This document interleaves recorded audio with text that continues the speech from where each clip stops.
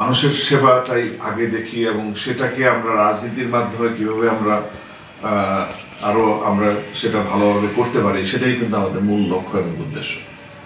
তো আমারও সেই উদ্দেশ্য বা লক্ষ্য যেটাই বলেন, আমার বাবা মারা যাওয়ার পরে আমি সেটা অনুধাবন করতে পারিনি যে আমার বাবা মারা যাওয়ার পরে 2012 সালে 3রা অক্টোবর আপনার আমার যা মনে আছে এখানে যে প্রায় 1 লাখ মানুষের মতো জমায়েত হয়েছিলেন এবং সেই জমায়েতে মানুষ তখন আমার দুটি কথা শুনতে চেয়েছিলেন এবং সেই দুটি কথাতে এটাই প্রমাণিত হয়েছে যে আপনারা জানেন এবং পূর্বধলার জনগণ সেটাই চেয়েছে যে আমি যেন আসি আব্বার পরে। তো সেই সুবাদে আমি চেষ্টা করেছি আসার জন্য, কিন্তু আমাদের পরিবারের উপর অনেক মামলা তো ছিলই, আমার মা এখনো মামলা নিয়ে ঘুরছেন।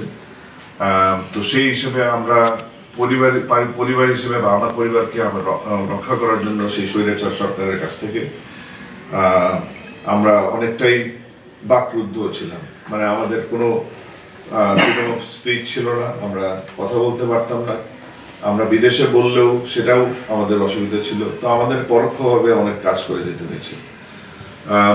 তো সেভাবে আমি হয়তো সেখানে হয়তো বাংলাদেশ জাতীয় দল মানে যুক্তরাজ্য শাখা বলেন বা সেই হিসাবে আমি সেটা হয়তো আমার সেরকম সময় বা আমার হয়তো ছিল না, সুযোগ ছিল না, যার কারণে আমি আমার নিজস্ব ব্যক্তিগত যোগ্যতা এবং আমার যে প্রফেশনাল যে আমার যে এক্সপিরিয়েন্সগুলো, অভিজ্ঞতাগুলো, সেই অভিজ্ঞতাগুলো আমি অর্জন করেছি।